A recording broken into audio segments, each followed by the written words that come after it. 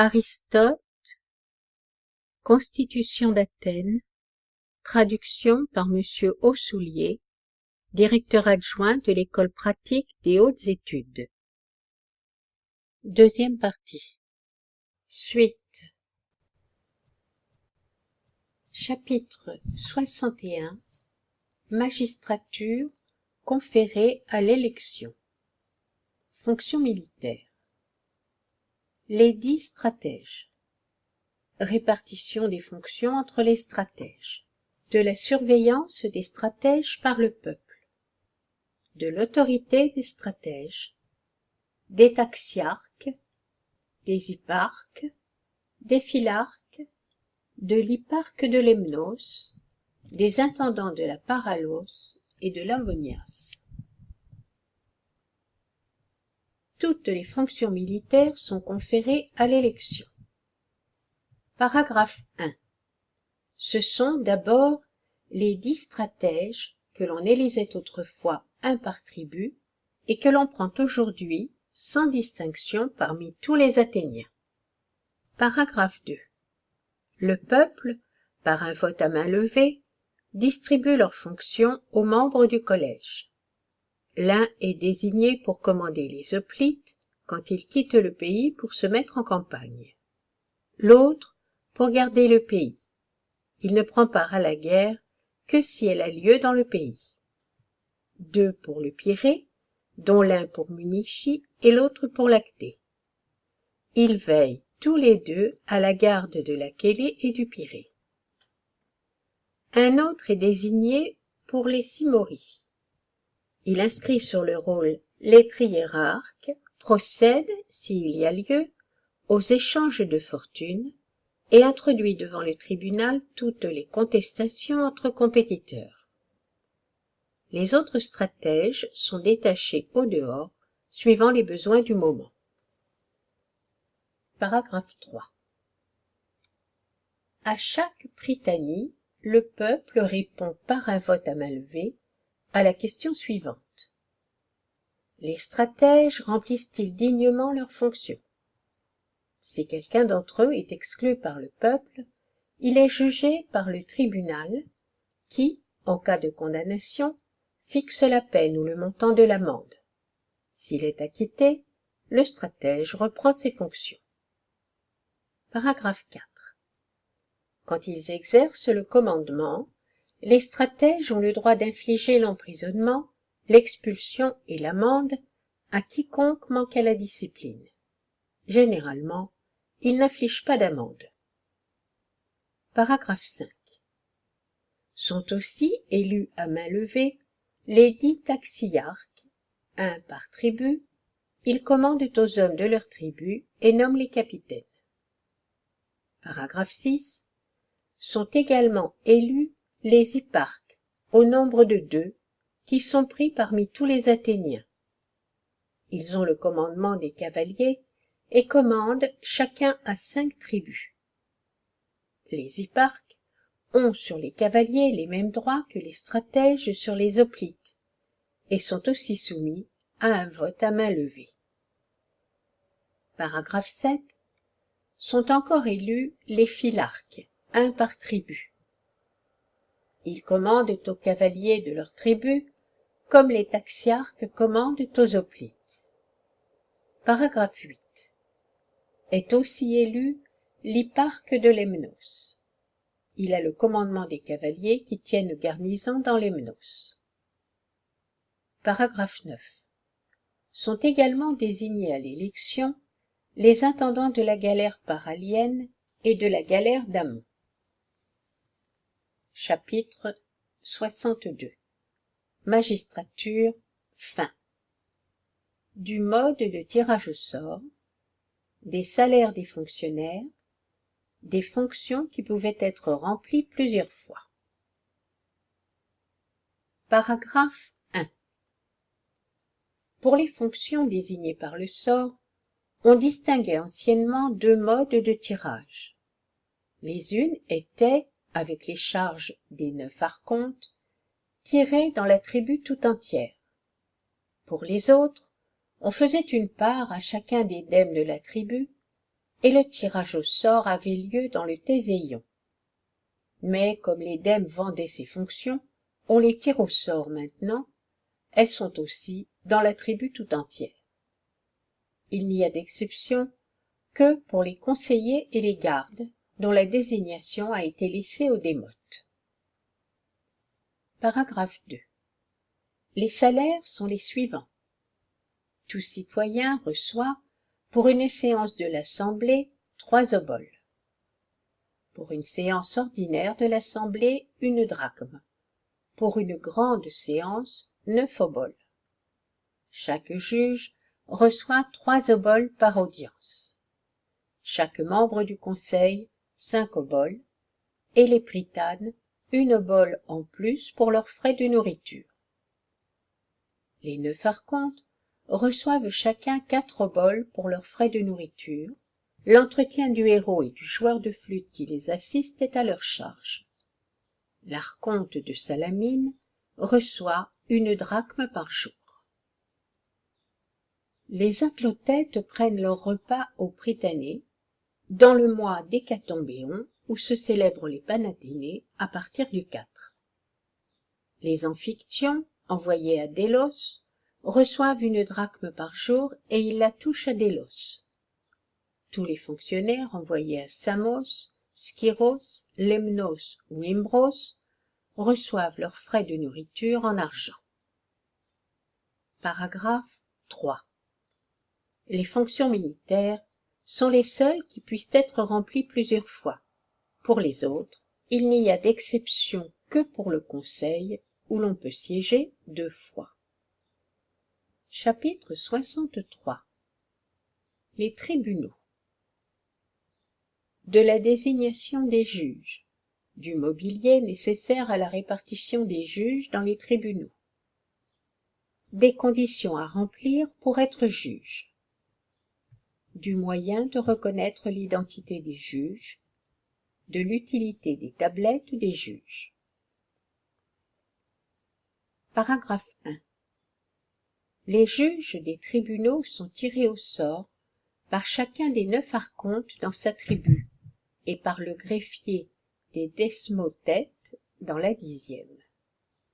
Il y a 10 entrées aux tribunaux, 1 pour chaque tribu. 20 locaux pour le tirage au sort, 2 pour chaque tribu. 100 boîtes, 10 par tribu. 10 autres boîtes où l'on met les tablettes de ceux que le sort a désignés pour juges. À chaque entrée sont 2 hydries et autant de bâtons qu'il y a de juges appelés à siéger. Dans l'une des hydries, on met autant de glands qu'il y a de bâtons, et sur ces glands sont inscrits des chiffres à partir du chiffre 11. Il y a autant de chiffres qu'il y a de tribunaux à former. Paragraphe 2. Peut remplir les fonctions de juge tout citoyen âgé de plus de 40 ans, à la condition qu'il ne soit pas débiteur du trésor public ou qu'il n'ait pas été frappé d'athymie. Celui qui siège sans en avoir le droit est poursuivi par voie de dénonciation devant le tribunal en cas de condamnation. Les juges ont à fixer en outre la peine ou l'amende qui sont laissées à leur appréciation. S'il est condamné à une amende, le débiteur du trésor est tenu en prison jusqu'à ce qu'il ait payé la dette antérieure pour laquelle il a été dénoncé et l'amende que le tribunal lui a infligée en outre. Paragraphe 3. Chaque juge est porteur d'une tablette de buis où sont inscrits son nom, celui de son père, son démotique et un chiffre de 1 à 10. Les juges, dans chaque tribu, forment en effet 10 sections et le nombre des juges est à peu près le même dans chaque section. Quand le thesmothète a tiré au sort les chiffres qui doivent être attribués aux tribunaux, l'appariteur s'en va placer au-dessus de chaque tribunal le chiffre qui lui est assigné par le sort. Avec le chapitre 63, finit la colonne 30 du papyrus. La colonne n'est pas entièrement remplie. au-dessous des mots qui sont au commencement de la ligne 53, est un espace blanc de 6 lignes. Sous ces mêmes mots, le copiste a tracé un ornement très simple. Sa tâche était finie, et c'est un autre, la troisième main, qui a copié la fin de l'ouvrage. Toute cette partie du papyrus est malheureusement incomplète et dans un très mauvais état de conservation. L'éditeur anglais n'a pas divisé ces fragments en chapitres et nous suivrons son exemple. Il nous est en effet impossible de savoir quelle est l'étendue de la lacune entre la colonne 30 et la place 19 du fac-similé. En outre, plus d'un passage est trop mutilé pour que les plus audacieux même en tentent la restitution. Nous chercherons surtout, dans les pages qui suivent, à guider ceux de nos lecteurs qui tenteraient l'étude des places 19, 20, 21 du fac-similé. Tous ces fragments qui se répartissent en 7 colonnes se rapportent à l'organisation des tribunaux. Colonnes 31 à 37. Colonne 31. Organisation des tribunaux. Suite. Formation de la liste de services. Combinaison du tirage au sort des tablettes et du tirage au sort des cubes. Répartition des juges dans les tribunaux appelés à siéger. Paragraphe 1. On distribue les boîtes à chacune des tribus. Sur ces boîtes sont inscrits des chiffres de 1 à 10. Quand on a mis les tablettes des juges dans les boîtes, qui portent le même chiffre, l'appariteur secoue les boîtes et le test-tête tire une tablette de chaque boîte. Le premier juge ainsi tombé au sort est appelé l'afficheur, et il affiche les tablettes à mesure qu'elles sont tirées des boîtes sur la règle qui porte le même chiffre que la boîte. L'afficheur est tiré au sort pour que ses fonctions ne soient pas toujours remplies par la même personne et pour empêcher ainsi toute fraude. Quand l'archonte de la tribu a mis les cubes dans les boîtes, il convoque les juges dans le local du tirage au sort. Les cubes sont des pierres noires et blanches. On met autant de cubes blancs qu'il faut de juges, à raison d'un cube par 5 tablettes. On procède de même pour les cubes noirs. Paragraphe 2.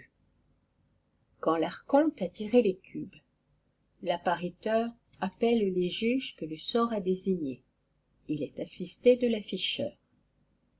Quand le juge a été appelé et que son identité a été constatée, il tire un gland d'une des hydries, puis le montre à l'archonte qui préside les opérations. Quand l'archonte a vu le gland, il jette la tablette du juge dans une autre boîte qui porte le même chiffre que le gland, afin que le juge se rende au tribunal qu'il a tiré au sort, et non pas à celui qu'il voudrait, et afin que l'on ne puisse former un tribunal avec les juges que l'on voudrait. Auprès de l'archonte ont été placées autant de boîtes qu'il y a de tribunaux à former, et chacune de ces boîtes porte le numéro d'un tribunal. Colonne 32. Organisation des tribunaux, suite. Comment le juge sait dans quel tribunal il doit siéger? Les bâtons, le jeton de présence. Paragraphe 1. L'appariteur remet au juge un bâton peint de la même couleur que le tribunal, qui porte le numéro de son gland, afin que le juge ne puisse entrer dans un autre tribunal que le sien. S'il entrait dans un autre tribunal, il serait trahi par la couleur de son bâton. En effet, le linteau de la porte d'entrée de chacun des tribunaux est peint d'une couleur différente, et quand le juge a reçu son bâton, il se rend au tribunal qui porte et la même couleur et le même numéro que le gland qu'il a tiré. Paragraphe 2. Une fois entré, le juge reçoit un jeton frappé par l'État et que lui remet un fonctionnaire désigné par le sort à cet effet. Le reste de la colonne est trop mutilé pour qu'on en puisse tirer rien de certain. Colonne 33, 34, 35. Les colonnes sont très mutilées, si mutilées que soit cette colonne 35, on a pu, en les rapprochant d'une citation d'Harpocration, restituer les lignes 27-35. Description de la procédure suite. Les bulletins de vote. Les bulletins de vote sont en bronze avec une tige au milieu. Dans la moitié, cette tige est percée, dans l'autre elle est pleine. Quand les plaidoiries sont terminées, les distributeurs désignés par le sort remettent à chacun des juges 2 bulletins, l'un à tige percée, l'autre à tige pleine. Ils les remettent ostensiblement sous les yeux des parties, afin que les juges ne reçoivent ni 2 bulletins percés, ni 2 bulletins pleins. Colonnes 36 et 37, très mutilées. La colonne 37 compte 8 lignes, écrites avec beaucoup de soin. Un assez grand ornement marque la fin de l'ouvrage. Description de la procédure, fin. Les amphores où l'on recueille les votes. Le vote, le compte des voix et la proclamation du vote. Vote sur l'évaluation de la peine, le paiement du salaire. Paragraphe 1. 2 amphores sont placées dans le tribunal, l'une en bronze, l'autre en bois. Elles sont séparées l'une de l'autre pour que l'on ne se trompe pas en déposant son vote. Dans ces amphores sont recueillis les votes des juges. Dans l'amphore de bronze, les bulletins qui expriment la sentence, dans l'amphore de bois, ceux qu'on annule. L'amphore de bronze est fermée par un couvercle percé d'une ouverture qui ne laisse passer qu'un bulletin à la fois. Paragraphe 2. Au moment où il va être procédé au vote, le héros fait une première proclamation et demande si les parties se proposent d'attaquer les témoignages. Il faut en effet qu'elles attaquent les témoignages avant le vote des juges. Le héros fait ensuite la proclamation suivante. Le bulletin percé est pour la partie qui a plaidé la première, le bulletin creux pour la partie qui a plaidé la dernière. Suivent 16 lignes très mutilées. On voit pourtant qu'il y était parlé de la vérification des bulletins et du dépouillement du scrutin. On commençait par vider les 2 amphores, dont on avait aussitôt besoin pour le dépouillement. Les bulletins, tirés de l'amphore de bois, étaient sans doute mis de côté, puisqu'ils ne servaient à rien. Les bulletins tirés de l'amphore de bronze étaient au contraire soigneusement triés. Paragraphe 3. On sépare les bulletins percés des bulletins pleins. Les uns, les bulletins pour l'accusateur ou le demandeur, sont jetés dans l'amphore de bronze. Les autres, les bulletins contre, sont jetés dans l'amphore de bois. Les appariteurs chargés de porter les votes remettent l'amphore de bronze. On voit dans la suite que les bulletins sont comptés, que le vote est proclamé. Paragraphe 3, suite. Le héros proclame alors le nombre des bulletins. Les bulletins percés sont attribués au demandeur, les pleins au défendeur. Celle des 2 parties qui a obtenu le plus grand nombre de bulletins gagne son procès. À égalité de bulletins, le défendeur est renvoyé des fins de la demande. Lorsqu'il y a lieu, il est procédé à un second vote sur l'évaluation de la peine à infliger ou de la somme à payer. Paragraphe 4. Les juges votent de la même manière en rendant leurs jetons et reprenant leurs bâtons. Un demi-conge d'eau est accordé à chacune des parties pour s'expliquer sur l'évaluation. Paragraphe 5. Quand les juges ont rempli toutes leurs fonctions conformément aux lois, ils reçoivent leur salaire, dans la section dans laquelle le sort les a répartis. Fin du texte.